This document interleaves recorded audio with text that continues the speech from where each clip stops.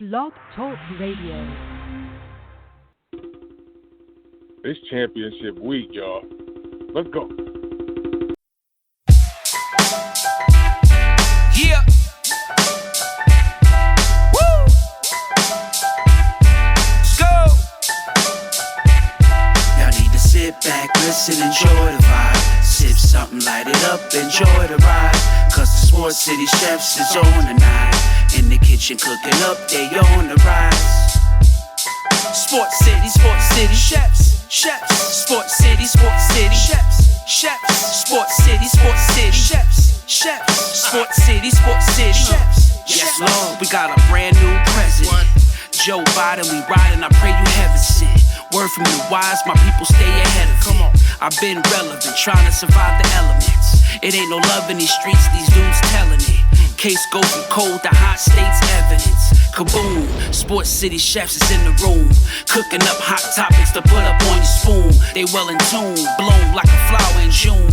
Superman verse MF Doom, the clouds loom. So tell a friend it's the Sports City Chefs again. Pay attention, tune in, we on the set again. Sports City Chefs, Chefs, Sports City Chefs, Chefs. Yeah. Cabby, Taj. Woo! Connecticut. Man, oh man. Wake up, Sports City. Wake up, everybody out there across the World Wide Web. It's your boy TP, Tymeless, back in the building.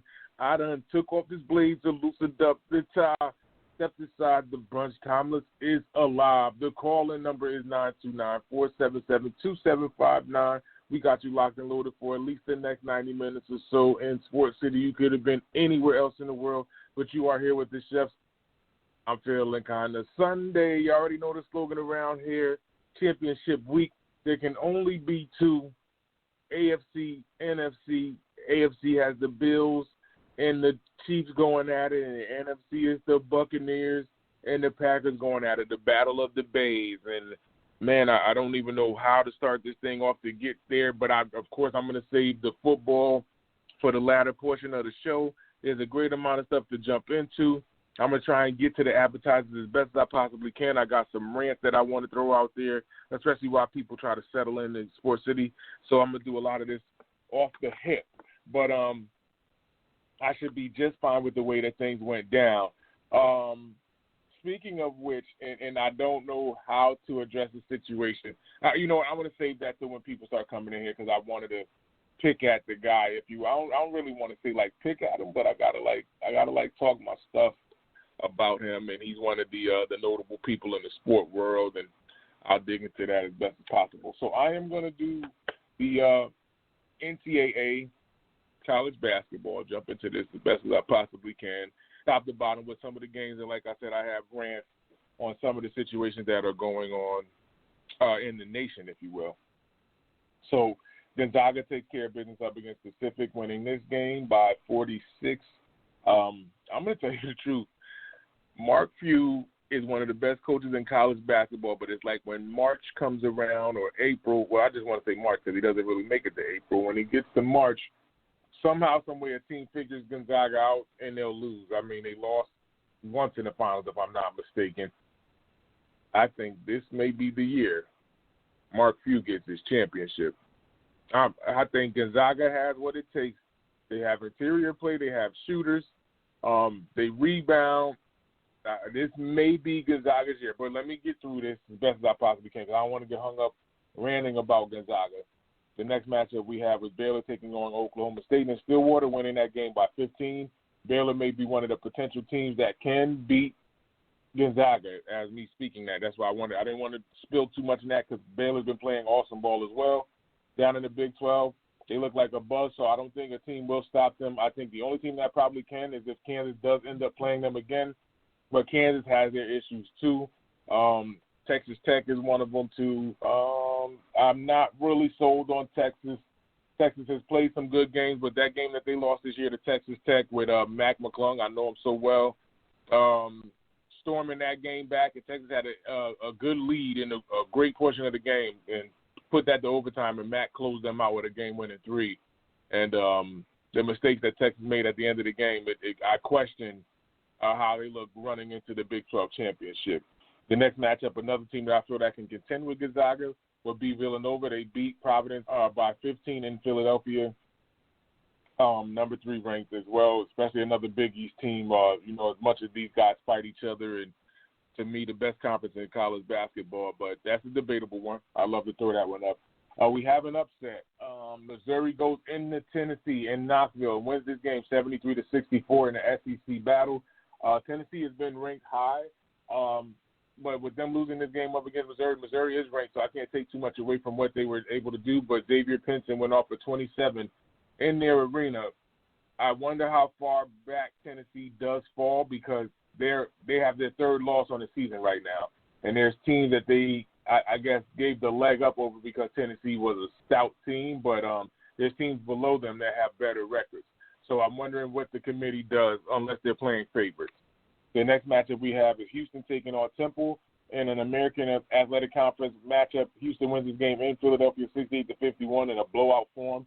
And this is where the next game I'm going to is where I have my issues. And I've been, questioning this man. I'm not going to, talk bad about him because he's credible in the college world. Oklahoma knocks off Kansas. Now, this took place in Oklahoma, so I'm going to give the Sooners their credit and give Kansas a tough, quote-unquote, tough situation to try to pull this out. But this is Kansas, man. And this is January. Like, this is January Kansas, where they basically blow a lot of teams out, no matter if they're in Kansas or if they're out of the state. They should be taking care of business. And I know this is a Big 12 matchup. Oklahoma's not ranked. Kansas is a top 10 team. And Kansas has been taking care of business up against Oklahoma for quite some time. Right? And if you look at probably the ratio of how they go, I bet you it paid for Kansas more than it favors Oklahoma. And Bill Self is the guy I talk about a lot. Like, for Bill Self to be the coach of the Kansas Jayhawks and the success that they've had over the years with bringing in recruits and having a loaded lineup year after year, and somehow, some way, Kansas falls short of a championship. He has one championship. He has one run, and that was the Mario Chalmers run. Other than that, it's like he's to me, and it's tough. I'm saying it like it's an easy thing to do to get these guys ready to get to the dance and have them win 5 or 6 straight games. I get it, but for the talent that he has on that roster, they should not be losing these type of games. Now they're 500 within the conference, and this Oklahoma game could actually catapult Oklahoma to play better ball. But I will see. I want to see if they end up pushing them into the top 25. But if they don't, then it makes it more of a question mark on Kansas losing to a team that just beat them and won't even get pushed into the top 25. So the Bill Self situation, I want to see how that ends up panning out, going toward the Big 12 championship if they can win the conference, but I doubt it just because of the names of the teams that I just said, i.e. Texas, Baylor, Texas Tech. There are some teams there. So, like I said, Kansas could be one of the teams that can knock off, Baylor, but as strong as Baylor's been playing up until this point, I doubt it. The next matchup I have is Ohio State, winning this game up against Wisconsin 74-62, in which this is another blowout loss to Wisconsin. And this one took place at home. So Ohio State had an interesting loss this week, bounced back and played Wisconsin tooth and nail and win this game by 12, in which Wisconsin's been playing well in the Big Ten, 6-3 in play. Ohio State is 6-4 in play within the conference. But I question Wisconsin because Wisconsin has the bigs to, get rebounds, and they score inside and they play good defense. But somehow, some way, some people can end up cracking that defense. Good offense could beat good defense sometimes. And this one took place in favor of the Buckeyes. And I don't know which way Wisconsin goes because they're going to run into this Big Ten championship pretty soon in that tournament. And it's Ohio State, them, and Michigan, at least at the top of my list. I don't want to miss Michigan State by any means. Of course, Tom Izzo keeps a tough team. But I don't think this is a situation where Wisconsin can get it done. They've lost some very interesting games against the powerhouses within the conference, and I don't know if they can actually get to the Big Ten championship within that tournament. The next matchup I have is Creighton Creighton was at home up against UConn, winning this game 74-66, in which Denzel Mahoney went off for 20 points. I had actually caught some of this game in which UConn was playing very sluggish and kept it close in the first half, but in the second half, Creighton did enough just to pull away from them in Big East play. The next matchup, we have Virginia winning this one by a nail-biter, winning this by 2 up against Georgia Tech, 64-62. Looking at the situation here, because I did not catch too much of this game, it's looking like a game-winning shot happened with DeVoe. I'm looking at the highlights of this as we speak. Virginia pulling this off late in the game in an ACC matchup. Georgia Tech has actually been playing decent, but I don't know if they'll, be one of the teams that you're worrying about in the ACC, especially when tournament play comes into play. But I will give them some ground because there's a team that I will be talking about shortly too. Next, I have West Virginia cruising in Manhattan, Kansas, beating Kansas State by 22, 69-47. Also in ACC play, Syracuse beat 16th ranked Virginia Tech in Syracuse, 78-60 in the Carrier Dome. I have Maryland going into Minnesota, knocking off the Golden Gophers 63-49 in a blowout form. This is the team to watch, people. The next one that I'm getting into right now, the Alabama Crimson Tide. Now, you would think this is the football team. No. This is their basketball team. They have actually been playing well down this last stretch, I want to say the past week or so, beating Mississippi State by 8, and this took place in Tuscaloosa. Their leading scorer was Herbert Jones. They actually gave up 27 points to DJ Stewart Jr., but did enough to win this game and completing both halves and winning each half by, not a decent margin, but doing enough to catapult this win and hold Mississippi State down. Mississippi State falls to 9-7 with 4-4 play in the SEC. Alabama is 8-0 in the conference. That's why I said this is must-see TV, 8-0 in the conference. The next matchup I have is Clemson visiting Florida State. Florida State wins this game 80-61, in which they win this one by 19 points. And it's funny because I want to say about 2 or 3 weeks ago, these two played each other, Clemson and Florida State, and it was an opposite form. Florida State kept it close. Clemson started to pull away late in the second half and won it convincingly by double digits, but it wasn't as much as damn near 20 points.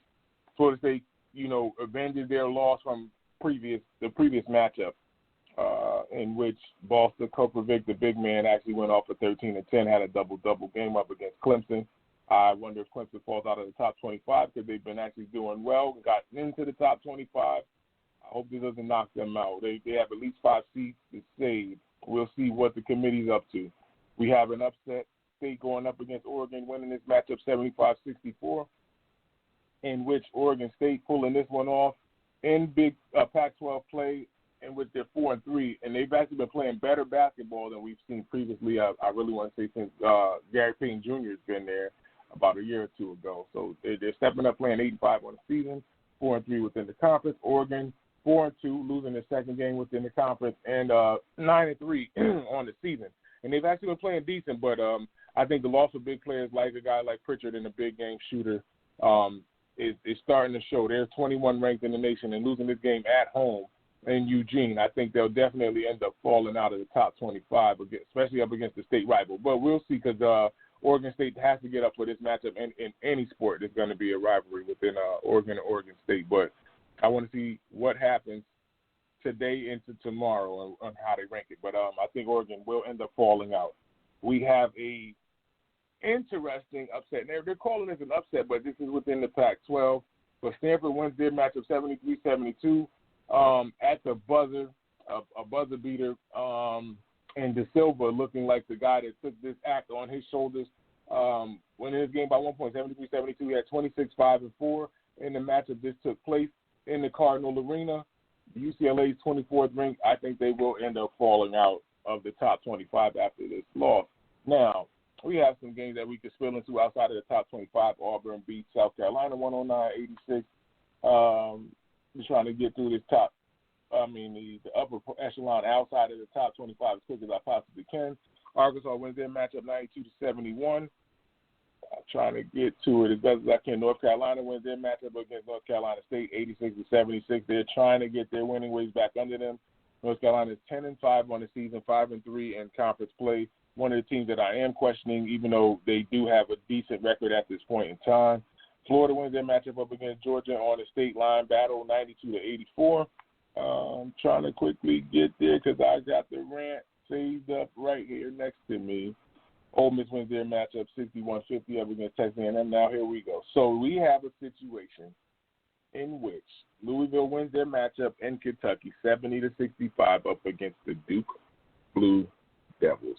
Now, it's almost like I'm picking on them because I'm not a Duke fan, and I just want to see people beat Duke. But now, not at this type of clip. Now, I have questions on what's going on, and is it really the status of Duke needing the Cameron Crazies to get their blood flowing? Duke is 5-5 on the season. They are 3-3 in ACC play.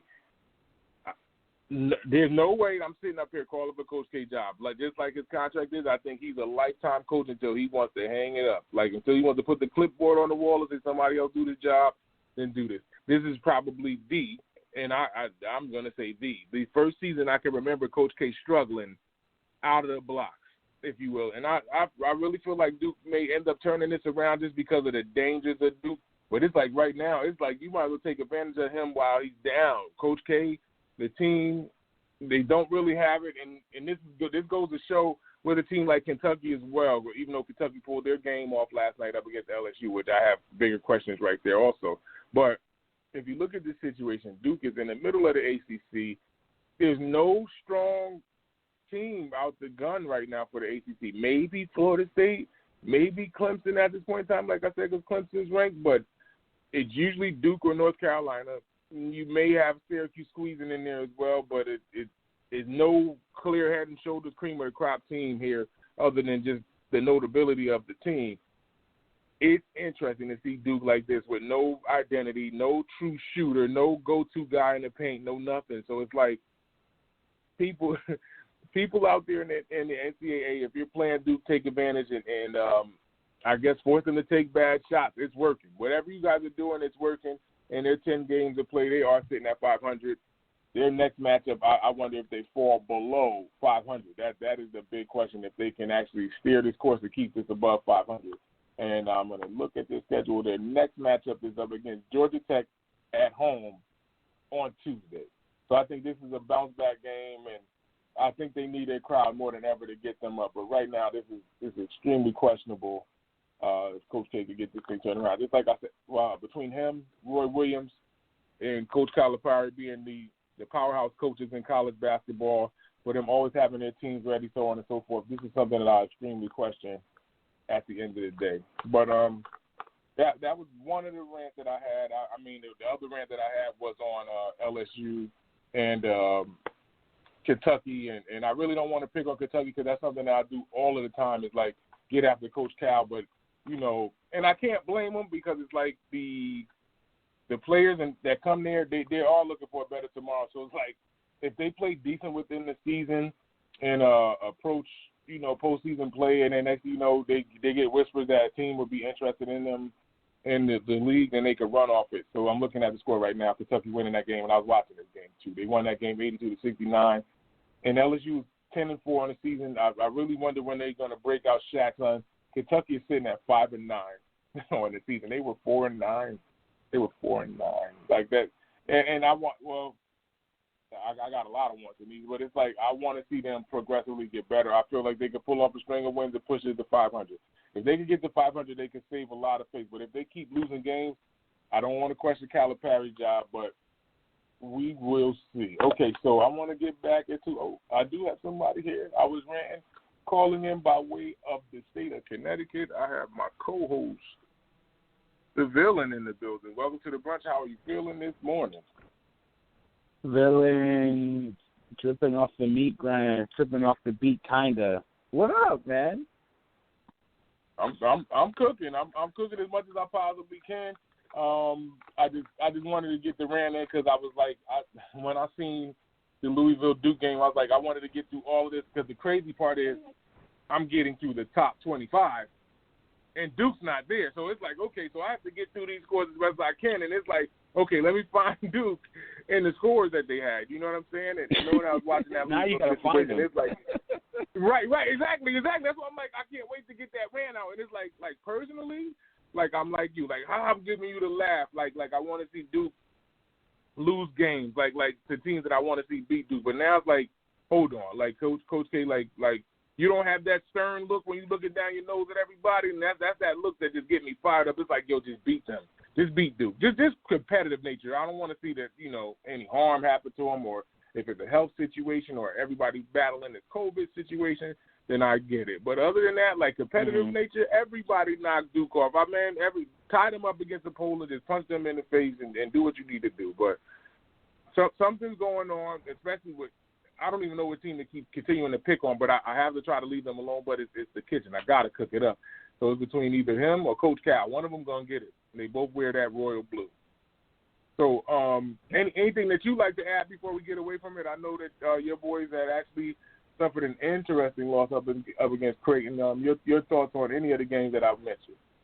Yeah, I mean, I saw a little bit of the UConn Creighton game. It was a tough game. I mean, listen, I can't use not having book night as an excuse for longer. They were down early, fought back, got down again, fought back, but then they just couldn't get.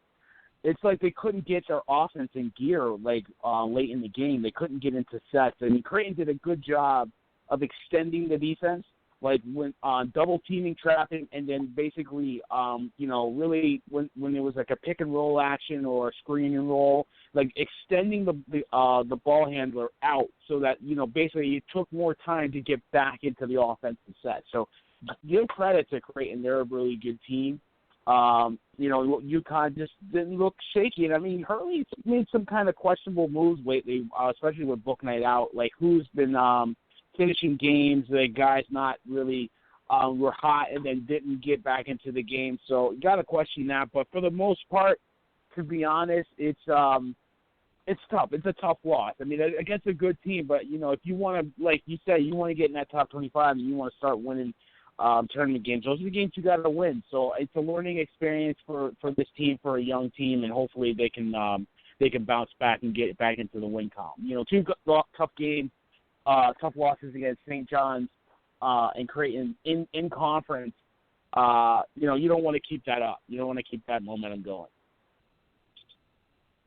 I'm wondering, because you guys are sitting at 23, more than likely how brutal the committee is, they probably will knock you guys out. But hopefully UConn can get their mojo back. And I'm up here being hopeful for the UConn Huskies. Like, this disgusting. But I'm going to do this for you guys, Sports City. I'm going to do this for you.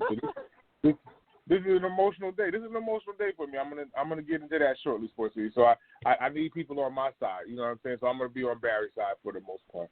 Okay. So I'm glad that I got him. I'm glad that I got him here so I could stir up a lot of the stuff that I was trying to say. That's why I try to run that college basketball here until people started to get in line, because I got a bone to pick, and I know you may like it, you may not. I don't know if you were doing something different or did not catch wind of this situation, but it's about to. Dustin Poirier knocks out Conor McGregor now, people. I'm not going to lie. In the fighting world, I'm not even going to lie. I know the UFC. I know the MMA game. I know a lot of the notable names in MMA. I'm more of a boxing fan. I'm down with a lot of the weight classes and divisions. But knowing that Conor had made the jump from UFC MMA to boxing and fighting Floyd for one fight, and I'm thinking that his hands will be better, and of course he has different tactics and things that he uses in the Octagon, things of that nature. I think he would be sharper. His last fight that he fought was a year ago, last January, and he won that matchup. He took 12 months off to try and fight Poirier, and in a fight. Now, people, I don't know if you've seen this, but the first time that they fought, when he fought Dustin Poirier, it looked like it was so scripted. It was not funny. Please, whenever you have time, go to your YouTube and watch the fight, part one, the first one, of Poirier versus Conor. Conor throws an elbow at Poirier's head. He completely misses. Poirier acts like he's hit hard. He completely misses, like he whiffs. And it was like he threw 3 left-hand punches while Poirier fell. And it was like he didn't even connect on anything. They just broke it up like Conor knocked him out. And it was like, wait, what? Like that was a knockout? So here goes the rematch, fool. Like I always do Friday after next one, or next Friday when Sticky ran up on Craig and said, this the rematch, fool. So this was it. And they get through the first round, go into the second round. By this time, Poirier is kicking the crap out of Conor's front or lead leg, and Conor could barely stand. But Conor's doing what he can to fight. And he threw a barrage of punches. And when those barrage of punches started to connect, it looked just like when Floyd started tattooing Conor before that ref came over there and started waving Conor off. Now, so I'm a diehard Floyd fan. I'm not going to lie. But at this point in time, I was like, wait, the referee was Bird. I'm like, let that go. Like, let him drop Conor. So that's what Conor said to him. He was like, you should have let me go out on my stick, like basically saying that he wanted to get knocked out or, basically flag himself out. This time he couldn't be saved, and Poirier got to that chin about 4 or 5 times before he dropped. He completely dropped Conor. Conor got dropped, and then he stood over him and then threw, and it looked like Herb Dean tried to save him. When he tried to go finish him, he threw like one punch, and I know he didn't fully connect. When he went to go throw the second one, it was like Herb Dean jumped right in the middle of that before Conor took the bruising blow in front of America and looking at him defeated. Now, this is the bone that I have to pick because I give credit to any striking or fighting style defensive type of sport there is. You lose, right? And you start calling people out? Like, wait, I don't get this. Like this was a guy before this fight went down. He was calling out Manny Pacquiao, looking for Pacquiao. I was like, Pacquiao ain't entertaining you. You got Jake Paul calling for you. Won't even entertain Jake Paul. You look like you need to entertain Jake Paul so you can make some money there. And then you start calling out Khabib. Like, wait, hold on. Khabib beat both of y'all. like both of y'all lost to Khabib. And Khabib choked them out. And it's like, what are you going to do with Khabib if Khabib come back and he got more energy than this dude? And this dude laid you out with 6 losses. Like, stop. And it's like people still entertain Conor. And it's like, oh, he's still the Irish badass. And I give him credit for him to be able to stir up, social media and the people that follow him. Great. And, like, his entertainment value is awesome. But, dog, you need a humble button. You just lost and got knocked out. Like, I can see if he choked you out. I can see if like he accumulated points and beat you. He dropped you, and he has a worse record than you. He has 6 losses. Like, I'm not buying that. Listen, just for you to stir up people so everybody could be like, Khabib, come out of retirement and fight Conor. Then what? You lose to Khabib, and then you're gonna give up another excuse and talk all rowdy. Listen, I know people that know you, dog. That's not you, Johnny. That's not you. from what I hear from the people that know Conor. If you know Conor, they say he's not the type to talk junk. Conor's a real good guy. Like he's one of the guys that they say you would love to be around. But they said as soon as he sees a light, like if it's a bright light and he turns to it, he has to turn on that persona. Don't act like this because now it's like people like me are going to badmouth a good guy like you, and I don't want to be that guy because I'm not that guy. Like I joke with Barry and Sirius, but it's like you make it easy for me not to like you. Especially with you getting dropped and you out here calling out somebody that's bigger than the dude that knocked you out. Even at the end of the fight, and I give Conor credit because he tried to shake his hand, but Dustin put up 2 1 fingers. He was saying 1 and 1, looking like to me, I think Dustin wants the third one to break the tiebreaker. So that would be interesting to see that go down. So I don't know if you did catch this, Barry, or are entertained by this, but your thoughts on the Poirier-McGregor fight, if you want to add to my rant, because I could not wait to get that off of my chest. Hey, are you not entertained? It's crazy. I didn't see all the fight. I saw obviously the knockout and everything, but listen, this is what happens when you take a long layoff. Like if you're like a guy that hasn't fought in a year.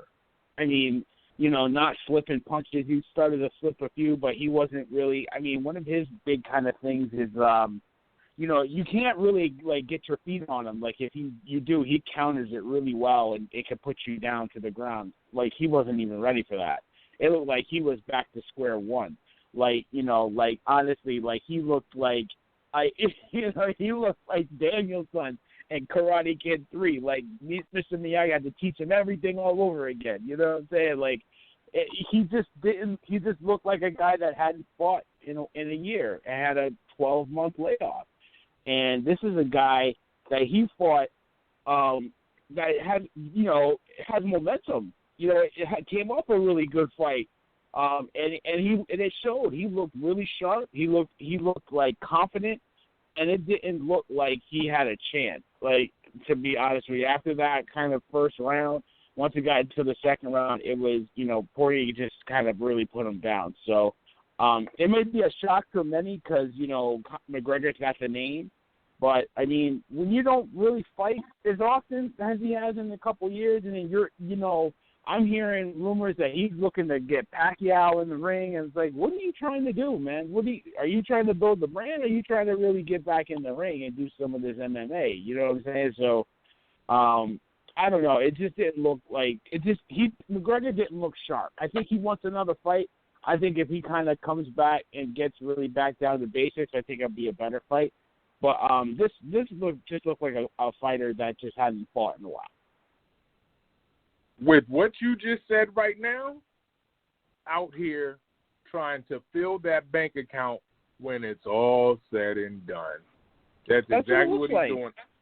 He's getting these fights to get, big hype up. He can sell the hell out of a crowd. He can go to Miami. He can go to California. He can go to Texas. He can come to New York City. He can come to Boston. He could be all out in these regions and get everybody that has some Irish descent or somebody that could be related to an Irish person and get at least 100, 200 people to just be rowdy and get him to feel like he's on cloud nine and sell the heck out the fight. He can lose and still get a contract.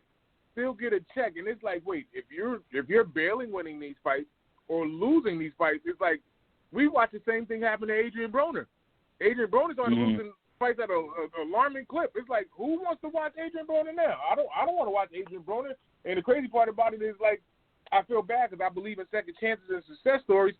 He's trying to make a comeback, or at least he's working out, in his boxing workout, trying to make a comeback. It's like, who wants to mess with you? Like I don't know. Like that's a reach for me. So it's like, okay, if we're looking at Adrian in that form, and it's boxing, and boxing they make more money than these MMA fighters, even though like guys like Conor may make a good penny at the end of the day within the Octagon, but he's one of like 5 that may make good money. You know what I'm saying? Why don't we hold Conor to the same standard? Or not just me, but why don't the powers that be hold Conor to the same standard if he's not the guy that's going to be out there giving you a good fight? Maybe if he fights Diaz again and gets the third fight popping off, then maybe that might be something. Or if he fights Jake Paul, because Jake Paul is now the talk of, fighting, even though he's a boxer. I don't know if he'll end up getting Conor to box with him, because I know Conor will probably be like, no, come into my arena so I can kick your tail. And I know Jake is like, well, I just knocked Nate out, so, like, if you want these hands, then we could do this. So it's like, it's interesting to see how that may work out, but I think it'll sell, if Jake Paul and Conor went at it, and and I would hate for it to be a boxing match and Jake Paul beat Conor. If Jake Paul beats Conor, Conor could wrap it up. Like, he can wrap it all up, it'd be over for him. So I'm questioning. I definitely don't think Manny Pacquiao will entertain it unless it was big numbers like the Floyd Pacquiao or the Floyd Conor fight. If the numbers aren't big like that, Manny shouldn't even address it because he has a belt. You know what I'm saying? And this picture of Manny lost to Conor, and Conor has a doggone welterweight belt. Like, it's like, who are you going to fight? You going to fight Errol Spence or Sean Porter or Terrence Crawford? Like, who? You pick the litter. So it'd be interesting to see how this goes down. But your thoughts before we get away from the Conor talk. I had to get this ran out, and I'm tired of him getting away with running around saying whatever he likes. So, who, Conor? Yeah. Yeah, I mean, I kind of echo the same sentiment. I mean, in my view, I just, focus on your craft, whatever your craft is. If your craft is building your brand, doing like Scotch commercials and stuff, then do that. But if your brand is really MMA fighting, and focus on that. There's not a lot of guys that are like LeBron that can kind of juggle being a basketball player, being an executive producer, and then being a spokesperson. Like, not a lot of people can do that. So, in a sport that you don't play, that you fight, you know what I mean? Like, you need to be focused. You got knocked out. And the picture that I see online is you curled up in the corner. You know what I'm saying? Like, you got hurt. You know what I'm saying? You got hurt bad. So, focus on your craft, man. Focus on that. You know what I mean?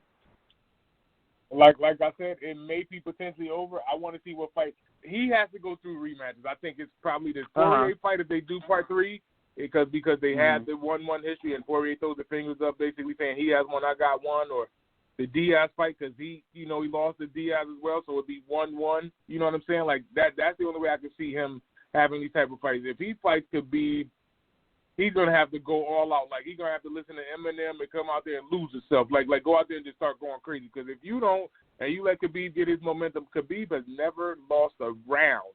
Let alone he's never lost a fight. So it's like you got to impress the judges, impress the crowd. You got to get everybody to start screaming them ole, ole, ole's, Irish stuff. Like you need everything like to try and fight Khabib. Let alone he's retired and you calling him out of retirement after his father's death and talking junk about his father's passing. Like enough. And you're doing it for show. It ain't like you doing it like exactly. Like you disrespecting them. You're not disrespecting them. You're doing it because you want to sell that so people could buy into that. And whoever sees Khabib in the street, like, why you scared to fight Conor? Like, boy, please. You be like, I beat the crap out of Conor.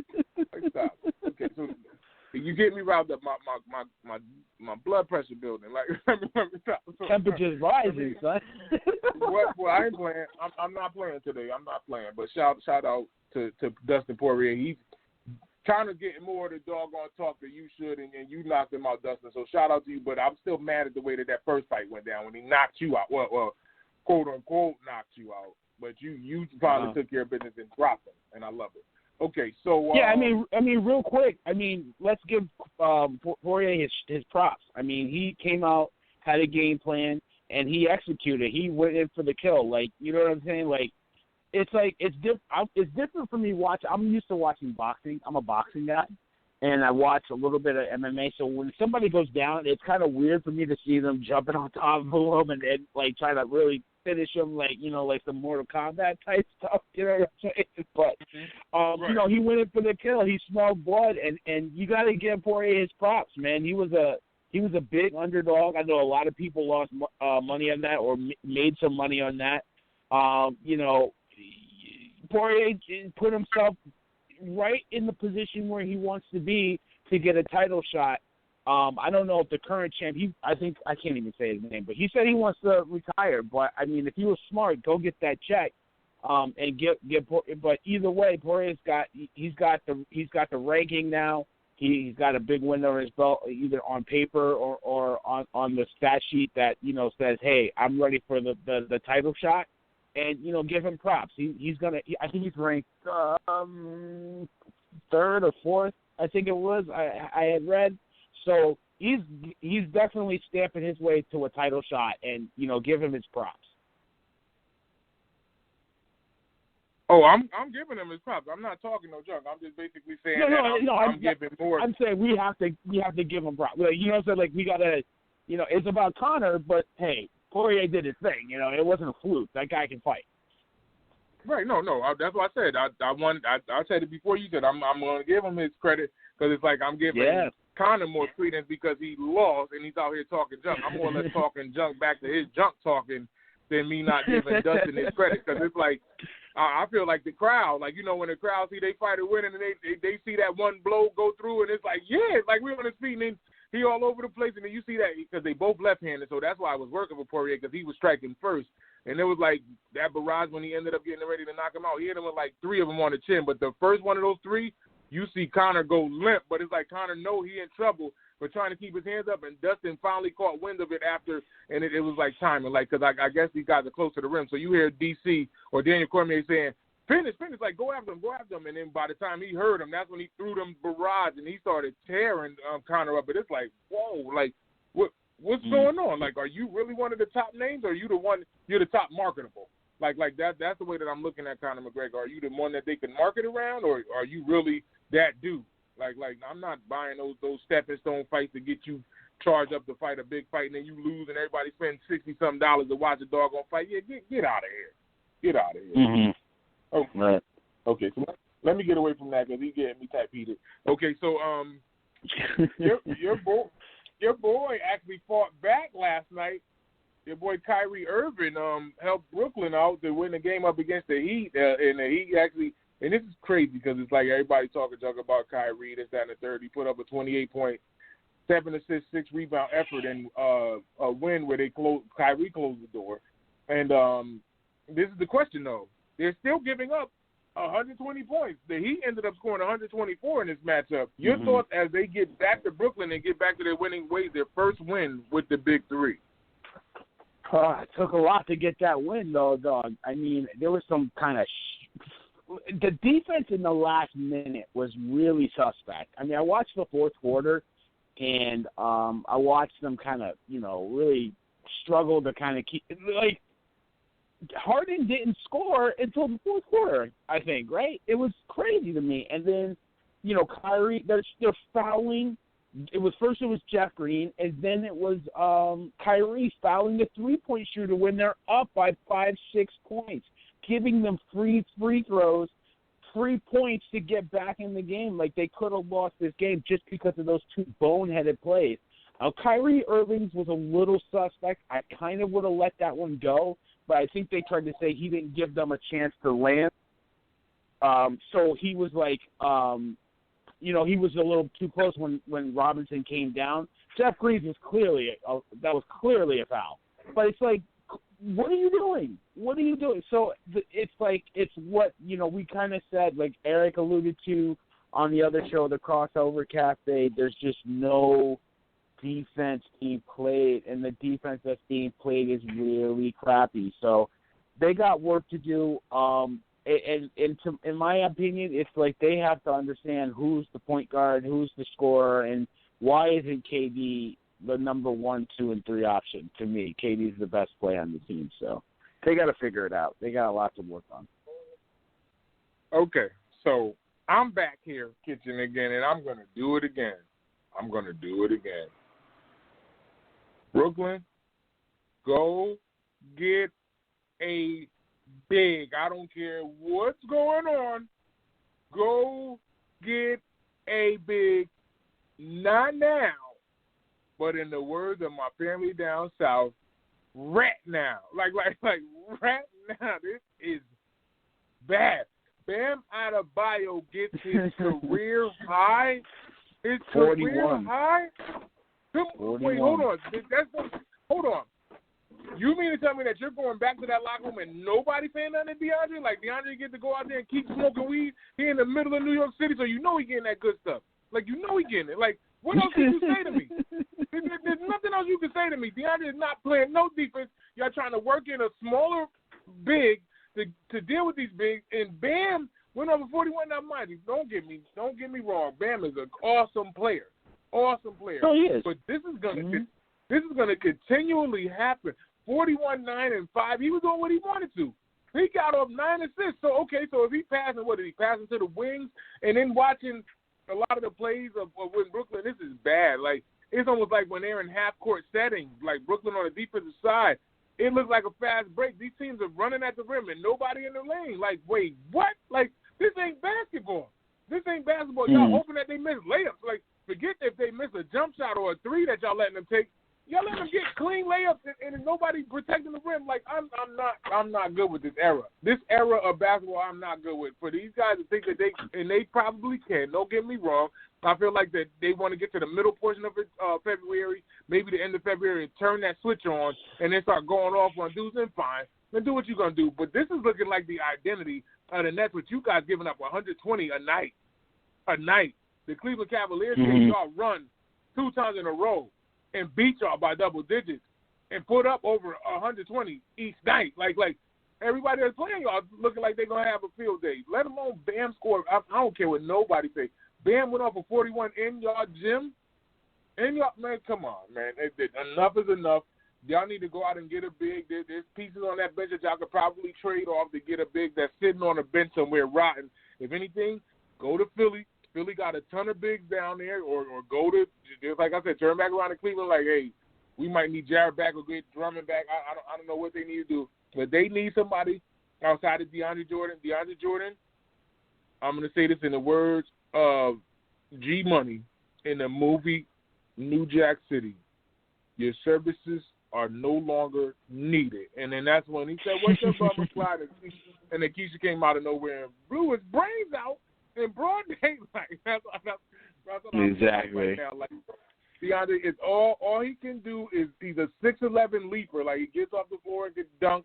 If the ball is in his arena, like if he could jump and grab a rebound, then yes, okay, I consider him a rebounder. But no, I'm not sold by his game by any means. Like, he's done. He's done. Like literally, with his height is his talent. I'd give him 2 to 3 years top left in the league. Left. Right. If we watching players like Nene hang him up and Nene had more in the bag, like this, no, he's done. Joakim Noah playing defense, but he not in the league, even though he look crazy. But come on, 2 to 3 years. I feel like I'm giving him a year. Man, please, it should be a wrap for him pretty soon. They need to find somebody that can anchor the back end of the defense, that can rebound, and like you said, that can just basically be that pin, because Kyrie is a great player, but it's easy to get by him. He doesn't keep people in front of him, so you need somebody behind him that can clean that up. Harden is he's a better defender now than he was a couple of years ago, but he's not a great defender. There's nobody there that's a good defensive anchor. So it's like you got Jeff Green and DeAndre back there. That's it. DeAndre Jordan is, past his prime. He can, like you said, he can rebound, he can leap, but he's not a defensive anchor. He can't rotate quick enough. He can't cover up your mistakes. So I don't know where they're going to get it from. We've been saying, harping at Cleveland, they've got extra bigs, go get them. I mean, honestly, if Harden wasn't such a jerk, I'd be calling Houston and asking for Boogie Cousins, because Boogie just had a pretty nice game, 28 and 17. So, I mean, but the disrespect is real, so I don't know if he would want to play there. I mean, you would have to talk to him, but, I mean, he's on a cheap contract. You could probably fit him in. But, I mean, other than that, I mean, I don't know who else you can go out there and get. Like, bigs are so hard to find. When you have one, you don't really let them go. So, and I don't know how much currency Brooklyn has from a trade perspective to get a big, but they need somebody that can cover up the mess and anchor the defense. That is a huge need. You look at, like, Milwaukee, the Lakers, the Sixers. I mean, those are teams with a big that if, when they play Brooklyn, those bigs are going to hurt. They're going to put a hurting on them. Embiid is going to put a hurting on DeAndre Jordan, and he's going to clean up a lot of misses and get easy putbacks, easy buckets like Bam did, and it's not going to be even close. So they have to fix that. They have to cover it up. And I don't know what they're going to do, but that's what they get paid to do. That's what the GM gets paid to do. You better go figure it out.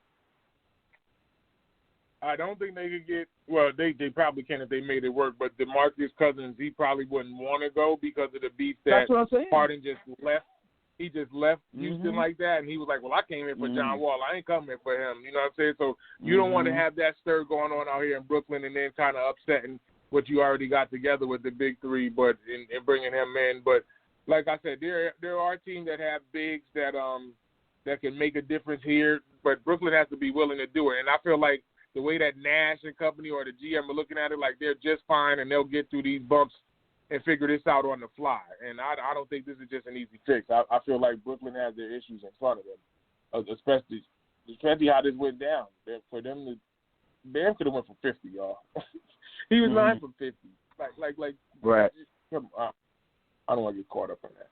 So, right. Okay, a couple of quick references before I get away from this. The Pelicans, they lose their match a little against the Timberwolves, in which this was the team that I was calling about with Ryan Saunders and the way that he's been losing games. He finally gets out of that losing way and gets a win up on the board. But I don't even know which coach to question more here. If I'm going to question Ryan Saunders more or Stan Van Gundy. Stan Van Gundy just got the job and does not look like the coach for the Pelicans right now. I don't know how he turns this around, let alone he has all of the talent that he has in front of him. He has guards, he has forwards, he has a big. You have everything there. What do you need to change? Brandon Ingram is good. You got Zion, who's a monster. You got Steven Adams in the paint. What else do you need? I don't know what you need. Losing this game right here against the Timberwolves team that's struggling and got beat up real bad by Atlanta at home, and it's looking like the Timberwolves are playing majority of their games in Minnesota and losing. They win their first game up against the Pelicans, and the Pelicans put up 110 points. And a lot of these teams, just like we were talking about, nobody's playing defense. Everybody's giving up over 105 points. The Pelicans they scored 110 points and lost. So I don't know what Van Gundy's going to do. Another matchup that went down was the Warriors losing their game up against the Utah Jazz. Like I said, the Utah Jazz on a crossover cafe should be a top 4 team in the West. they blew out the Warriors 127-108, in which this score was way more damaging than it was shown here when they're winning by 19. Just think, the Warriors scored 36 points in the fourth quarter, won that quarter by 17 points. You get what I'm saying? So they lost by 19. They were down 36 entering the fourth quarter.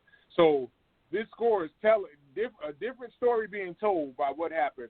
But with that being said, shout out to Wardell, Stephen Curry, Jr., whoever that reporter was. You were listening to Sports City. You were listening to Sports City. Out of nowhere, at random, you just said Wardell in the middle of the press conference. Stop. And I said, this is terrible. This is terrible. I love it. But Wardell, Steph Curry Jr. breaks Reggie Miller's record at 3-point shots made, and he's now second on the list behind Ray Allen. So I do got to give Steph his credit. Feel like everybody that has a 3-point record is in jeopardy with this dude right here, because this is all he does. They shoot the 3 ball. Well, he's got more to his game, but, you know, the icing on the cake, you know what Steph is going to do. So your thoughts on Steph eclipsing Reggie Miller's record? I think we said it on another show, but I'll reiterate it. I mean, I wasn't ready to give him that title a couple of years ago. I think I needed to see more and see stuff like this, him passing people on the list. He's the greatest 3-point shooter that ever lived. The guy can do it in a lot of different ways. He can do it spot up, off the dribble, off a pick. The guy just is amazing from three-point line. He's not only probably the greatest 3-point shooter, but I think probably the greatest pure shooter that we've ever seen. I always said it was a tie between Reggie Miller and Larry Bird. People don't understand how good a shooter Larry Bird was. You know, and he could do it anyway. He could shoot it in your face. He'll tell you where he's going to shoot it, and he would shoot it. He'd be like, I'm going to go right in that corner right there. I'm going to bury a 3-pointer and win the game, and did it. And, you know, that he was that dude. Steph Curry is a pure shooter, and I think when it's all said and done, he's going to be the best pure shooter that this game has ever seen. You know, it's an art form. He's perfected it. He's made it look really easy. I mean, a lot of people want to do it now because of him. You know, the game's kind of evolved into a shooter's kind of game that, you know, spacing the court, having shooters around the 3-point line, and like a 3-and-D kind of player instead of like a more or less a slasher kind of thing. Like if you have a 3-and-D player, a person that can shoot a 3 and play defense, he's kind of made that kind of transition because you need to defend him and also keep up with points to keep shooting 3s to keep up with his 3s and Clay's 3s. So, yeah, he's clearly going to be, you know, he's going to go down as the greatest 3-point shooter that ever lived. And props to Reggie Miller and Ray Allen. Those guys were tremendous watching them grow up. I hated watching Reggie Miller kill my Knicks, but you couldn't deny the fact that he was a great shooter. So to pass him on the list is a heck of an accomplishment. And his career is not even close to done yet. That's what's scary about it. So, yeah, props to Steph Curry. Oh, you brought the Knicks up. Don't do the Knicks like that. I don't want to do that. You gotta slide it in. Like, look, and this is the bad part because honestly, like, I know the history of Reggie Miller, and the history of Reggie Miller was like, I hate to do this to him, but ever since we were kids, like elementary school, it's like, oh, well, we got an NBA player that used to get beat by his sister, and it's like, what? And it's like, then you see Cheryl Miller going off. It's like, oh, I see why she used to beat Reggie. You know what I'm saying? So it's like, they see Reggie get busy in the league, and then my vividest memory was either that story of him and Cheryl, or when he got into the Garden and the Knicks was up, and then Reggie started going off and had 8 points in like 6 seconds. And I still look at Greg Anthony still till this day. Like, I still, every time I see Greg Anthony, like, he could be on TV, I just shake my head, like, who were you passing the ball to? Like, did you have a Navy colored jersey on and just said, "Here, Reggie, hit that," and gave Reggie the ball, and then they called timeout? And I still remember how Reggie looked at Spike, and Spike yelling at him like, "Get out of here!" And he just put the hands on his neck like, "Y'all choking. I'm choking y'all right now." Like y'all, like the vividest memory of Reggie, and it's like. That's the NBA that I grew up on, and the Knicks was playing hardcore defense. That was one thing I didn't like about the Knicks, but me growing up now, I appreciate the Knicks because it's like you had to score around that defense. You had to score around Oak. You had to score around Mate. Pat was trying to do something, but Pat got dunked on at the end of the day. Like, Pat would always be in trouble because somebody coming down there to come give him something. But it's like, at least you had to get around the Knicks to try and beat them. You know what I'm saying? Now, like, when we talk about the Nets and how they not playing defense, it bothers me to see nobody play defense like that. But Steph Curry, and you're saying he's going to be? Like, I think all he needs to do is just get to the number. Like, he is the best three-point shooter I've seen. The only one that I could feel like that could put the competition to him is his teammate, Klay, and we don't know what Klay's going to look like when he returns. He's coming off with 2 season-ending injuries, and it's like if he has the same bounce, if he could still get that same jump shot up, like, that's the only guy I feel like that could compete with him, and he's missed 2 seasons. So it's like, okay, like, Steph is that guy. Like, he just has to catch the numbers of Ray Allen or whatever other record is out there on the board. Steph is about to clear the board. Steph is about to clear the board. Like, to me, he is the best shooter I've seen. Like, competitive nature, because I'm a Western Conference guy. It's like, no, I don't want to see Steph go crazy. I don't want to see the Warriors do this, but it's like, it's going to happen. He knows how to swim around screens. He knows how to get open. He can create a space. He can dribble off the bounce and hit that jump shot. It's tough to D him. If anything, like my father would say, was crowd him. Like crowd him as best as you can so he don't get that comfort of getting that shot off. Like, but a lot of people just step back and watch Steph step back, and it's like, yo, dude, he can hit shots from 3/4 court. Like, stay in his hip. Like, there's no way he's getting daylight at all. Like, I don't get it. I don't get it. You better run next to him. Okay, right. Here's a couple of quick games I want to get into because we got 35 minutes. So, like I said, the Warriors lost in a blowout form to go into Chicago, take care of business up against the Bulls, in which Anthony Davis put up 37 in his hometown, comeback, if you will. The Nuggets win their matchup up against the Suns, in which the Joker went off. He went off for 29 and 22 and 6 assists. Like, okay, just to put icing on the cake, I'm going to dish this ball out 6 times up against the Suns in Phoenix, in which that's DeAndre Ayton and company. And I wonder if DeAndre was in front of a lot of that. But Jokic, I try to have that discussion in a different group. Who was the best big?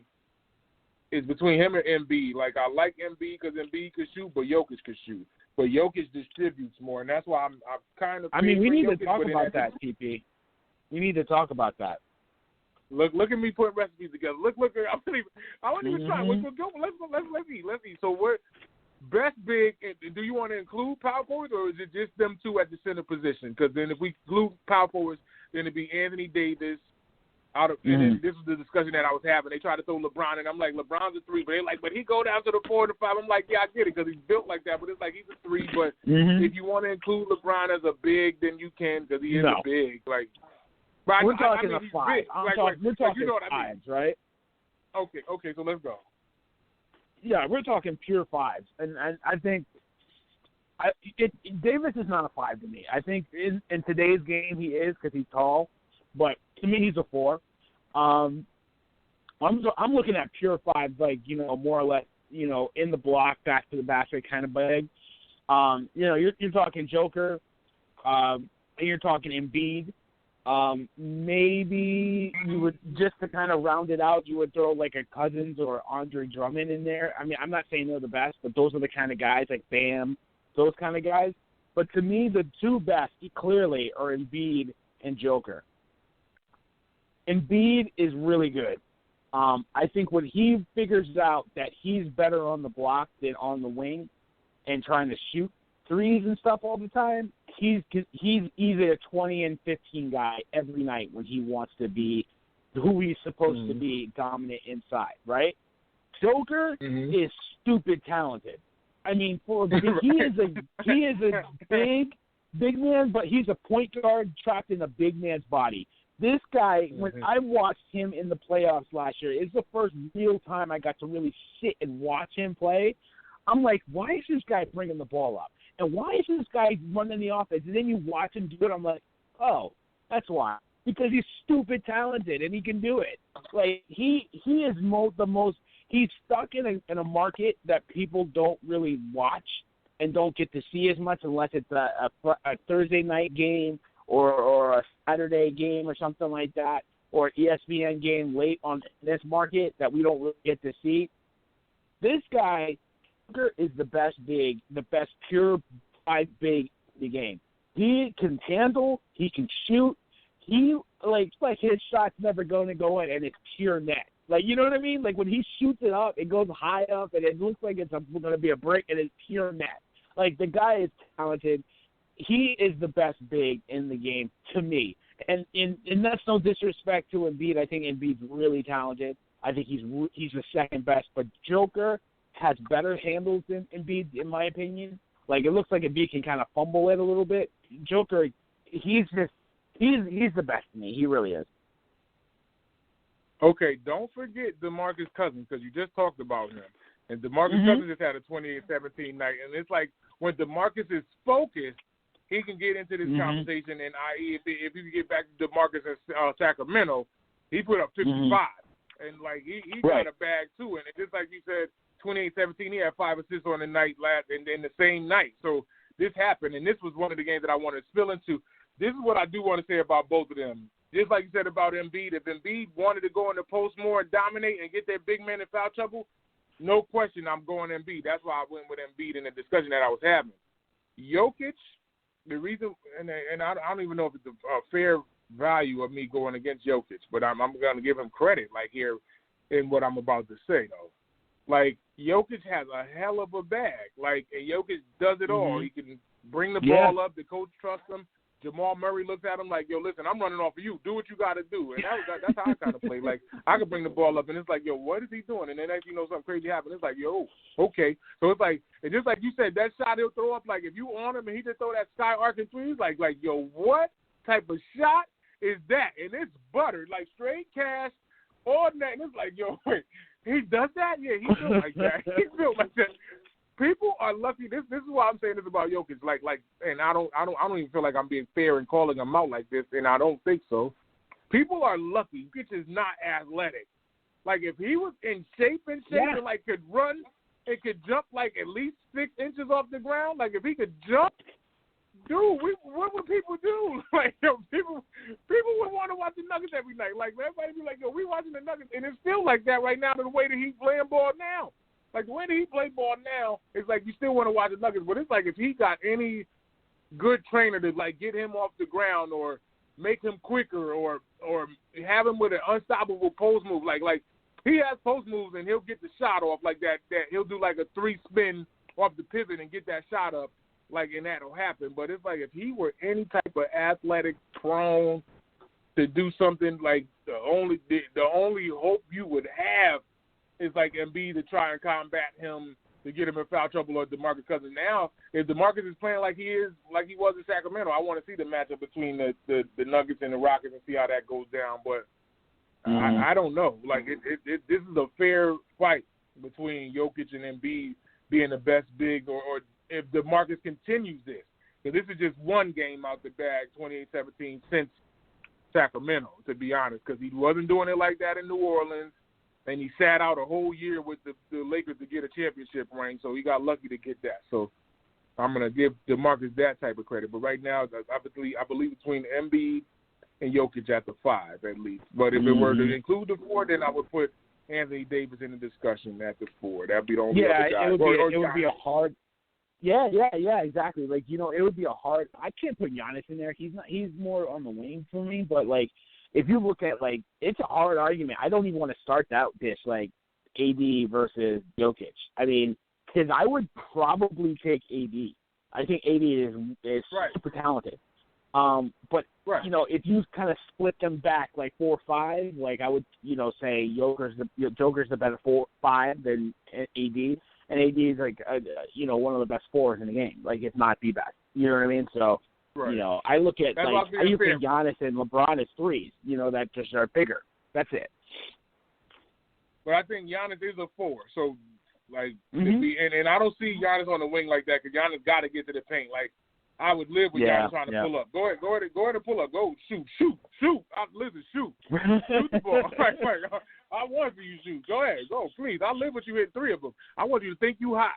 So once you start missing, the team be like, yo, give him the ball. Yeah, okay, we right. That's a 6-0 run. Go ahead. Yeah. We need that. The last he game needs to keep working on that J. He needs to keep working on that J, brother. But it's hard because it's like I don't want to call him an old dog because he's still fairly young, but it's like That's his new trick that he's gonna have to learn. He's worked with Kyle Korver, like shoot, one of the best shooters I've seen. Like, what else you need? Yeah. Like, right. And this is what bothers me about, because I learned about a lot of the NBA players. I want to say about 3 or 4 years ago. The ones that feel like they can get it on their own, that they're going to try and do it, like, stop. You guys are getting paid millions of dollars, so you have extra money to get it done. Do you know how much a shooting coach costs? No. The best ones go for $50,000. The best ones, like okay. the average ones that the average ones that these NBA players get is $20,000. You mean that y'all guys couldn't pay 20 G's and y'all got millions to get your shot right? You know what I'm saying? Like, this is what's going to make y'all bread. Like, you pay that 20, get right. That's the same thing I'm looking at, like, Andre Roberson on the Thunder when he was with the Thunder. It's like, dog, you shoot he was shooting his 3-ball at a better clip than he was shooting free throws at. He was hitting his 3-ball at, like, 24%. So it was like he was shooting 19% from the free throw line, and you're making millions of dollars, and you won't get a shooting training coach like that at all. Like, nothing? Right. Like, so this thing that I look at with Giannis, it's like, okay, Korver said he's trying to work on your jump shot, and he's trying to be more efficient because he's older and longer in the tooth in the NBA and trying to help you, and it's not getting better, so I don't get it. That's a whole other can of worms to spill into. But the next thing I wanted to get into to get away from it, because I've really eaten into the NFL that I wanted to get into, was the absolutely. Rockets. Big day today. Big day. Right. The Rockets-Mavericks situation, in which the Rockets won their game by 25 in Dallas. And this was a game where Luka had 26 points, 8 assists, and 5 rebounds. People, I don't like when they do that preseason stuff, who's going to be the favorite for the MVP, so on and so forth. And I get it. People make that bet in Vegas, so on and so forth. But Luka was the favorite. Better than who? Yeah. like who? Yeah. Better than who? Like it's like, okay, whoever put their money on Luka, I know you mad right now. His 3-ball ain't falling like that, and they're losing games to the Rockets that's trying to find their way. That's heavily under 500.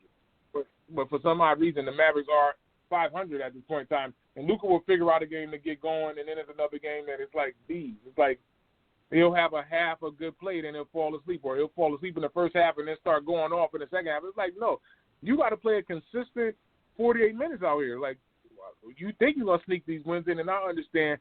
And I can understand Luka's frustration. I'm going to give him a little credit here because Porzingis can't stay on the floor.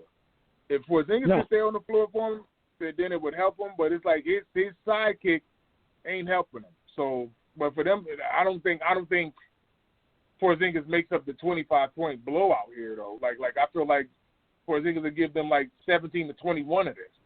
But his defense is a factor too in the paint too. But still, like Luka, you guys are at home. Like, I don't get it. And this is something that we talked about too in the kitchen with Tim Hardaway Jr. and him being streaky, and him not being there every Very game. streaky. And in some games he'll end up going off. So, right. Very streaky.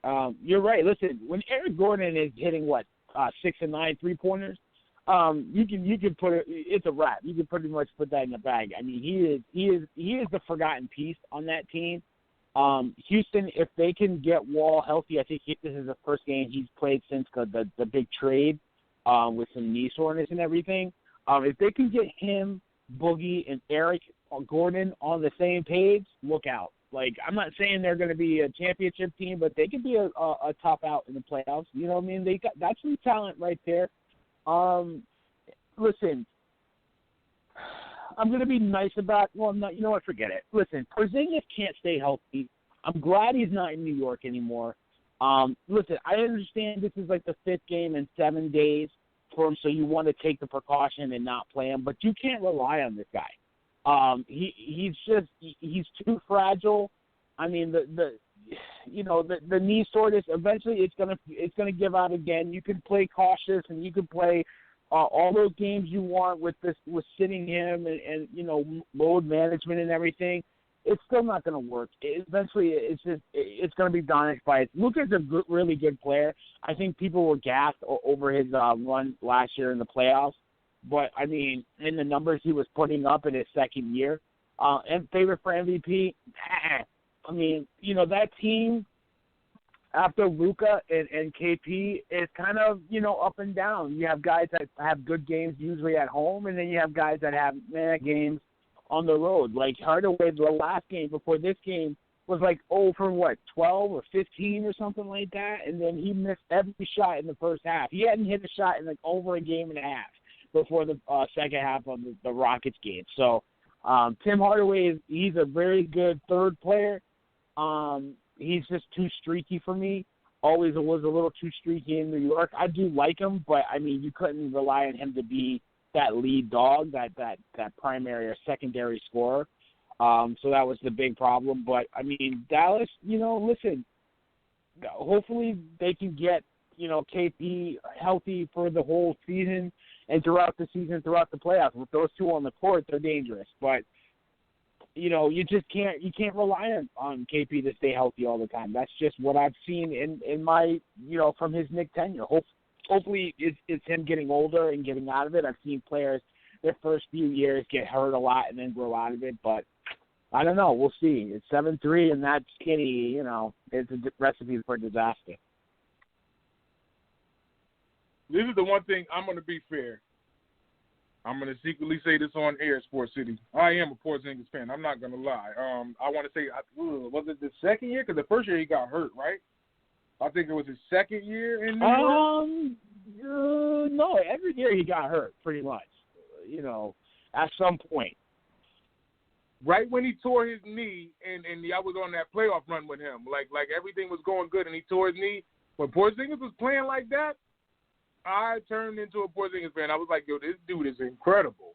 And then he got hurt, and then it's like, okay, now he got to get back. And then I'm passionate. Like, I don't want to see people hurt. Like I'm competitive natures, I want to see you lose. If you're not rolling with the Thunder, we got to roll on you. Like, period. Like that's the only way it's gonna go down. But when he got hurt, it was like, yo, man, I don't want to see the Knicks like that. Like of course, because I pick with you, I pick with people like Lenise and people that's all Knicks fans, especially you already know how me and Dave go at it. So it's like, man, any shot I can get at the Knicks, I'm going to get it. But it's like, injury-wise, it's like I get soft. It's like, all right, I don't want to see nobody hurt. Like, get back out there on the floor because I know how injuries are. You see me injured. So it's like, I don't want to, I know the fight to get back. Then he got back on the floor. It's like, okay, he's a 7-3 shooter that could get in the lane and play defense. And if he take that step to get to the dot, everybody's in trouble because he's coming downhill at 7-3. Like, so, but just not to have him on the floor, for him to remain injured and be a constant out of the lineup, it bothers me, man. And I think that's what Luka's waiting for them to build their consistency, and it's not been there. But if he's the most valuable player with some pieces, he has Trey Burke.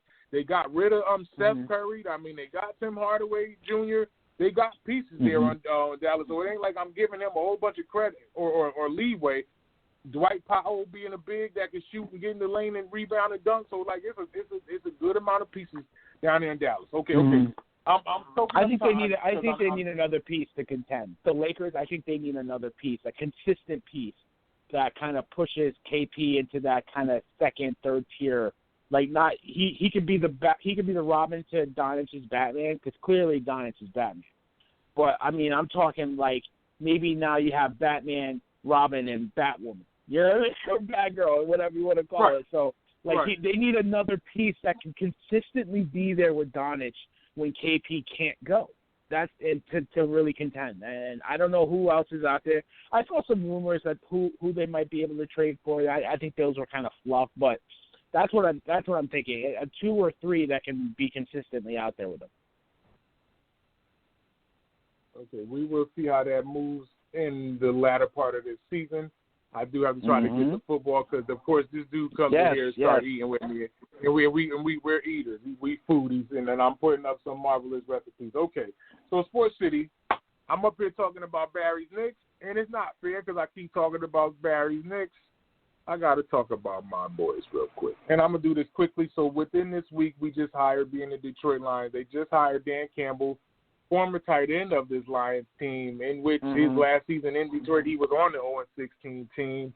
And his entry speech, I'm not thrilled with at all. I'm hoping that he got more in the tank than what he's talking about. I feel like he's definitely motivating, But that speech right there, if that's supposed to motivate the team, then okay, I'll take it, however it works. But to me, I'm not thrilled or motivated by it. And in which, as of yesterday, and I apologize to everybody out there in Michigan that may feel a certain way about me or my stances or whatever, the Lions are choosing to part ways from Matthew Stafford, looking to seek a trade.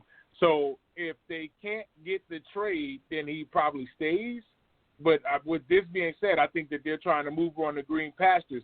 Now, I'm like, I've been begging for Stafford to go because it's like we've seen all of his tricks. He has losing ways, and watching him, like the intricate stuff within a game, he hangs on to the ball too long. He'll take a sack when it's like 3rd and 3, and he could pick up the yards. He'd rather throw the ball deep than try to pick it up. It's like we got to move on. We got to rebuild. So now I'm looking at the situation with a new coach, potentially a new quarterback. It's like, okay, now I'm with the rebuild and want to see how Detroit moves forward. And it may take years. It may take 2 to 4 years or whatever, but at least it's a start. For them to sit this long with Matthew Stafford and then pass him to somebody that he may end up going somewhere and winning now, and it's like, okay, and especially if they end up playing us, he's going to try and go off up against Detroit. It's like you guys waited too long to pull the trigger on Matthew Stafford. So it's been interesting for me, to say the least, to be a Detroit fan and watching them get a head coach, and then just yesterday saying that they're choosing to part ways from Matthew Stafford. I'm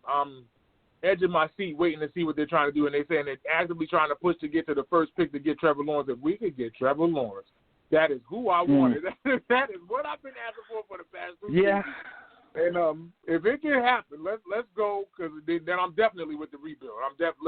He can take off and he can throw the ball. He can make those same passes Stafford can make, but I think he's a little more heady and makes more of those game time decisions. And of course, he has to get used to the NFL. But if Detroit can make that happen, I'm at the edge of my seat.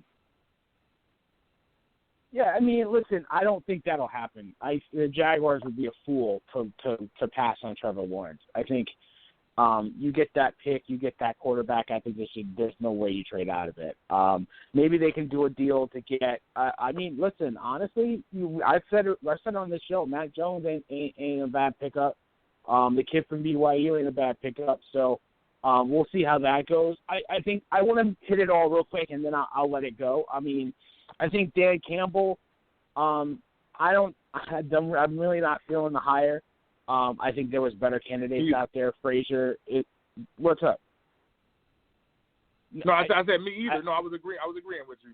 No, yeah, I mean, I it's not a terrible one, but it's kind of like a head scratcher for me. I think Frazier, the Bills coordinator, is a hot candidate. I mean, even though he did coach a little bit in Minnesota, Bieniemy is the guy. I mean, everybody should be knocking this guy's door down. I mean, Frazier and Bieniemy are the favorites. They've already started assembling a staff in case they get the Texans job. It looks like those two are the finalists. So, but Detroit, I just don't. I think the press conference kind of went left a little bit. I think it tried to get the juice of what Joe Judge did, and then he just kind of really took it left, and it just kind of didn't work. But listen, that's one thing. I think we had a discussion about it yesterday. You may not like the Lynn hire as offensive coordinator, but I think as a coordinator, he's pretty damn good. And I think he's had some good offenses in San Diego. I just don't think as a head coach, he's a decision maker enough to really lead that team. But as a coordinator, he's like a North Turner. Not a good head coach, but offensive coordinator, he's a genius-wise. So I think that's a good pickup for you. Paige on Matt Stafford, I think eventually needed to happen. I think it's kind of unfortunate that they didn't win with him. I think, I just watched a clip of him, I think his first season when he separated his shoulder and came back out there and won the game. That's the guy that I remember. He's a tough kid, always is out there playing for the Lions and giving it his all. So I hope he lands in a good situation. I think the Colts, the 49ers, and the Washington football team are the three best situations for him to land. And I think, Detroit has a lot to do, a lot of rebuilding to do.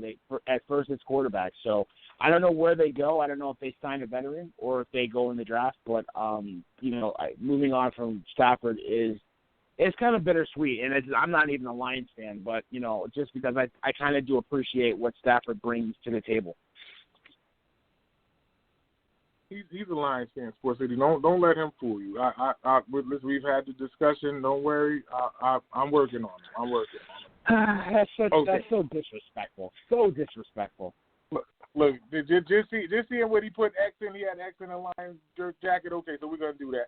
And just like I said, what Barry just said actually, with the candidate that I wanted was Saleh, because he's a Detroit guy from Detroit. You let him go, talking about he didn't interview well, but you got Dan Campbell there, and Dan Campbell talking about biting kneecaps off in his entry speech. He's biting kneecaps off. Like this. Stop. That's okay.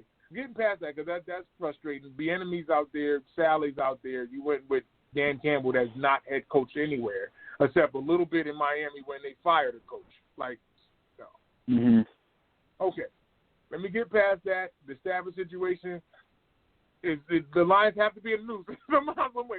Like, I wish I could be like some other fan. Like, I don't know, Baltimore don't be in the news like that. Like, what? Like, ooh, like, pick a team, they don't be in the news. It's like Detroit got to be in the news. Like, even right now in January, like, stop. Okay. So let me get to the Super Bowl, because this was not even the Super Bowl, the championship games, because this is championship week here in Sports City, in which I don't think at any cause that Mahomes misses this game, even though I think for safety precautions that is still a question to throw around. But I think Mahomes has to play. Like, well, I would not forget, I know he should play, but it's a concussion. So, they're watching this stuff closely, especially with the movie and the doctor that was on top of this and knowing about the bargaining agreement and things of that nature. They're trying to play it safe. And Edwards-Helaire is actually set to play too. So the Chiefs are trying to go full power to go up against the Bills. This is a heck of a game, but we also have the early game. So I'm going to go to the early game first. Barry, your thoughts on this matchup? Tom Brady, Tampa Bay, TB. It's all of this TB stuff up against Aaron Rodgers and you guys' MVP in Lambeau, in which Antonio Brown and Evans are out for this game, right? So that's confirmed. Brady wins, that's confirmed. Huh? That's confirmed. I know Brown is out, and I think Evans was questionable. Okay, so Evans better be able to give it a go. Evans better be able to give it a go. Yeah, if they don't have those two, it's a wrap. Right. That's what I'm saying. This is what I want to say. Hold on. Settle down before I put this plate in front of you, because I want you to eat. If Brady pulls this off in Lambeau Field up against Rodgers in that offense, I don't want to hear anybody anymore. Anybody. I don't care what you say. You could keep trying to bring up Peyton. You could keep trying to bring up Montana. You could keep trying to bring up Bradshaw. I am on deaf ears if he pulls this off. If he go up there and beat Rodgers, MVP season, all of his weapons, everything going, not too much people missing off of this, I'm sorry. I'm gonna argue with people. Like I want to it's not even gonna be a civil debate no more. Like, it's like, what else can you debate that he's going? If he pulls this off today, he's going to his 10th Super Bowl. If he pulls this off, he's going to his 10th Super. I don't want to hear it. I don't want to hear it. He could lose the Super Bowl. He can lose. He could be 6-4. He can lose. He went to 10. Name a player that's been to 7. 7. Yeah. Come on. That's not a quarterback. Right, exactly. And the more and more that I look at it within this season right here, this one season alone, these 17 weeks and, playoffs, that Patriot team is looking more Brady than it looked Belichick. He went and got an MVP in Cam Newton, even though Cam not himself, but they lost the division. Or they weren't even in the hunt to be a playoff team. Like, that's looking like that was Brady's team more than Belichick. And I don't want to take anything away from Belichick. Don't get me wrong. I don't want to take anything away from Belichick. Coach, he the GOAT at the coaching position. But now, But your thoughts on this one, and if you want to elaborate on anything that I've spilled out there, Tampa Bay versus Green Bay. Who do you like and why? I mean, it looks like Antonio Brown is going to play, and it looks like Mike Evans is going to play. I haven't seen anything. They said the last I saw, he's closer to 100%. But I mean, I think he's going to go. So I know Antonio Brown is out, and he didn't look good, that injury. So listen, I was the guy that was saying Joe Montana was the greatest quarterback of all time until Brady won his 6. Then I had to say, you know what? I have to, not only did I always put respect on Brady's name, I have to put respect on the fact that he's the GOAT. And you can, listen, I'm the guy that loved Joe Montana as a kid. You know, he was my second favorite NFL player behind Lawrence Taylor. You have to put respect on Tom Brady. Nobody's done what this guy has done at any level in the AFL, old NFL. Nothing. Like, there's nothing that this guy has done that anybody has even been close to duplicating. And then if he gets to his 10th Super Bowl, and even if he loses it, who cares? 10 Super Bowls as a quarterback, put respect on his name. With that being said, it's an L. It's an L today. This is ironic. This is why I say they wasted Aaron Rodgers' career, and I don't want to take a lot of time on this, but this is his first NFC championship game in Lambeau Field. His first. That's insane to me that he hasn't hosted, that his teams haven't been a top seed enough and gotten to the NFL NFC championship game to host a game at Lambeau. This is his first game hosting the game. With that said, that's a bad man back there. He is out of his mind right now. That running game is looking really good. You know, we could say, we were all saying, how come you drafted Jordan Love and didn't get him a receiver? And everybody must have forgot that Devontae Adams is a pretty damn good receiver. Expect him to catch another touchdown, maybe two. I think this is going to be a close game because Tom Brady is that guy. But at the end, I think I like the Packers to 27. I like the Packers and the team to go back to the Super Bowl. Yeah, we're gonna have to talk off air about the score. This is tough. He went Green Bay. I'm going Green Bay too. I'm gonna go. I'm right with you. I'm going with Green Bay. I'm gonna try and pull up a score though too. I'm gonna say, I think this is an old-fashioned shootout. We deserve it. 34-31, and Rodgers has the ball last, and Crosby kicks the field goal to send them to the Super Bowl. That's the only way I see it.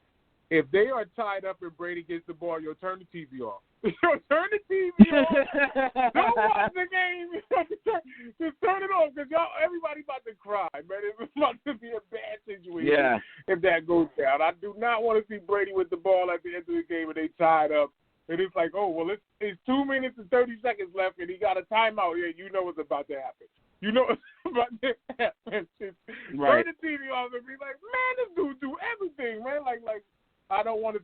Rodgers, you better come out there with the pistol for real. You better put everybody face down. Everybody get on the ground. I'm not playing. If you want to see tomorrow, don't move. Like that's how you got to play today. That's how you got to play today. That's the only way I'm letting that fly. Okay. The next and last and final matchup, I don't have to say anything because I was right here, Sports City, Wednesday evening. Yeah, Wednesday, the cookout. I said Buffalo. Bold prediction. I can't move away from it. I just threw that as serious and then just to say it. I'm not moving away from it. These guys, a.k.a. Kansas City, in the run, even though this has to be the scariest offense that I have ever seen in my life. Listen, it's like every time Mahomes say hype, it's like watching the Summer Olympics and the dude pull the pistol out and it's Carl Lewis, it's Ben Johnson, it's Michael Johnson, it's Usain Bolt, it's Asafa Powell, it's Tyson Gay. It's the fastest dudes you ever seen in your life. Trying to catch a pass. Even Kelsey, he's 6'5" and 265. He's running 4.540. Like, it's like, who and how are you doing this? How are you doing this? Before we get going, though, because we do got a little bit of time, though. We have a call out of 917 area code. What's your name and what's on your mind this afternoon?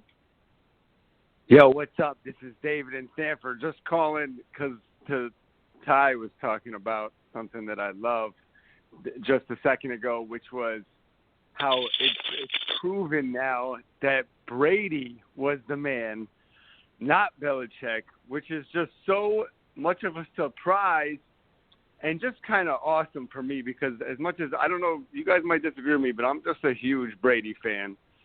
I'm going to be rooting so hard for the Bucs today.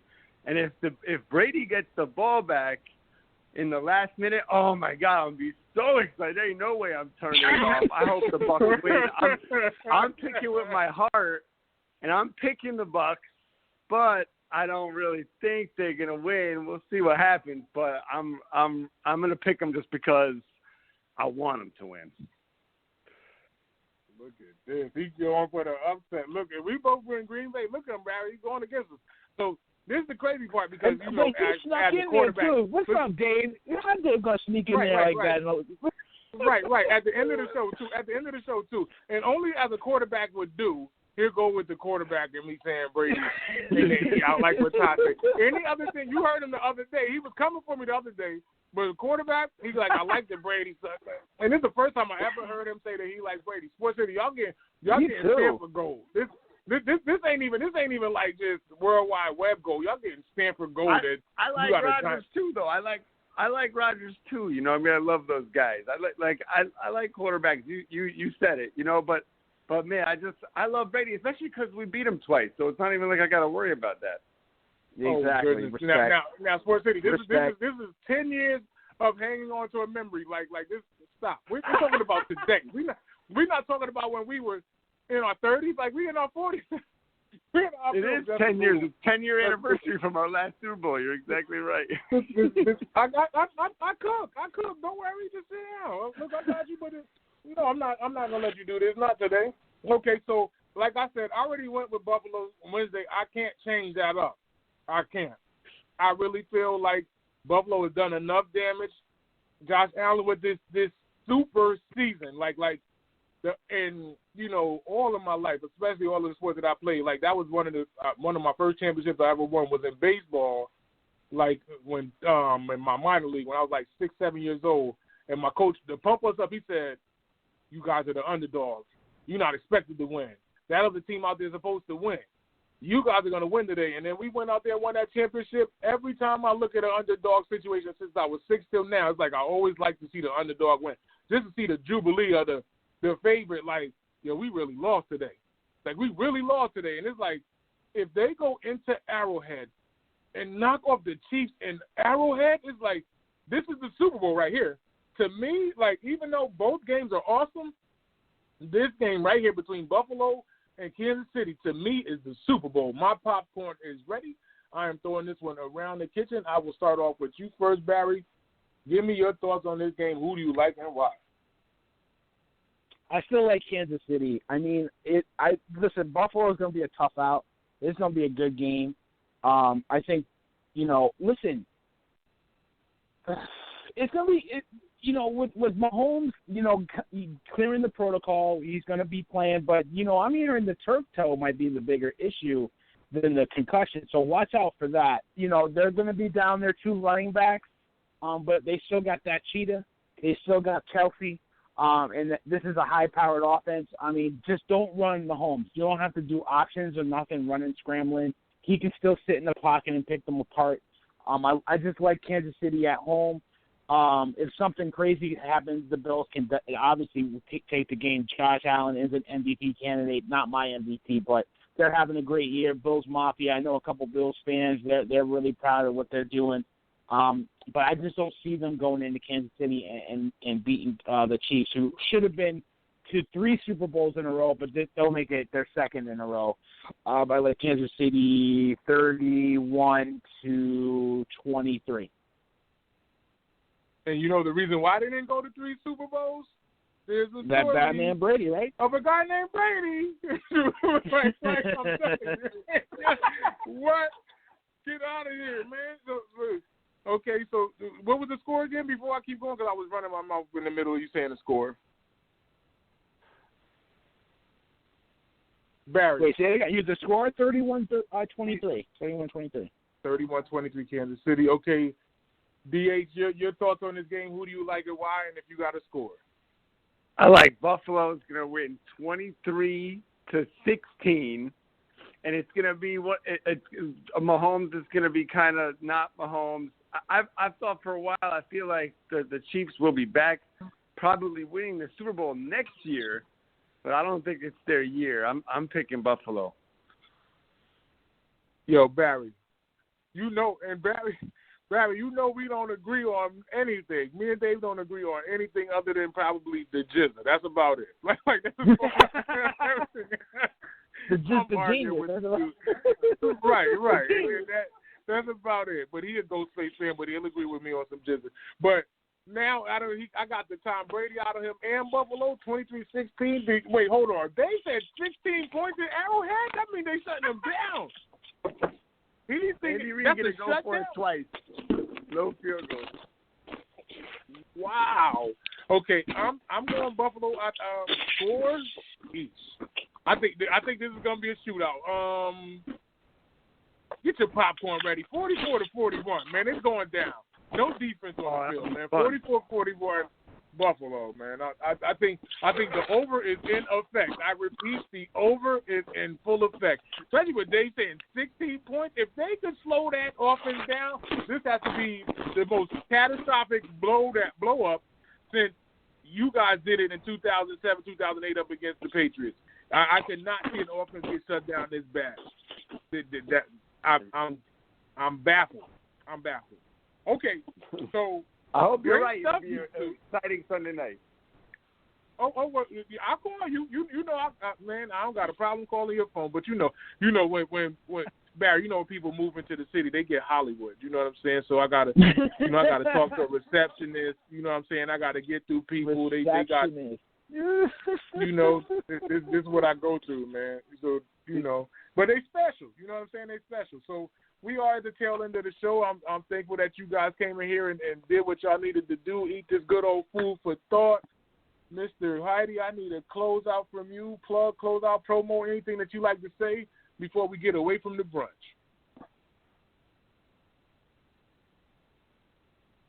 Dave, did you leave or did I lose you? Oh, is that for me? Oh, no, just I'm happy for a nice sports Sunday. And good talking to you guys. Definitely. And last but not least, Barry, you already know what to do. Close this thing out as we shut the door here at the brunch.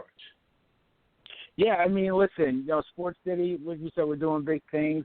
Get to the website, read our blogs, posted something on our me and Dave's New York Knicks, believe the hype. You know, like we come in,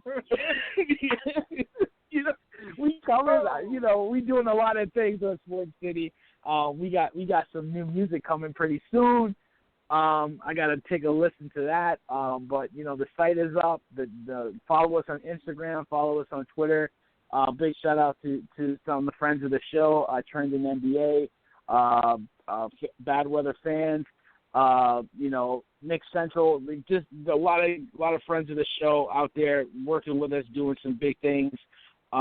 You know, Go Knicks Tape, another Twitter handle. Follow us the show. Big ups to us. So we're doing big things, man. Just keep it in line, man. We're very yes.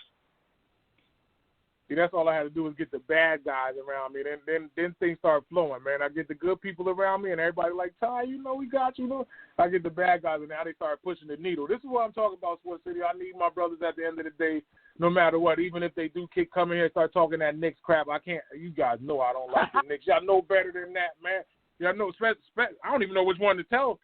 Either one of them. Both of them know I don't like these dudes, and they talking Knicks Tape and all of this other New York stuff, but I got to abide by it. But on that note, tell a friend that it's the chefs again, and if they don't, Sports City, chefs, Sports City, chefs, Sports City, chefs, Sports City, chefs. Kaboom, Sports City chefs is in the room, cooking up hot topics to put up on your spoon. They well in tune, bloom like a flower in June. Superman verse MF Doom, the clouds loom. So tell a friend it's the Sports City chefs again. Pay attention, tune in, we on the set again. Sports City, chefs, Sports City, chefs. Yeah. Cabby, Taj. Woo! Connecticut.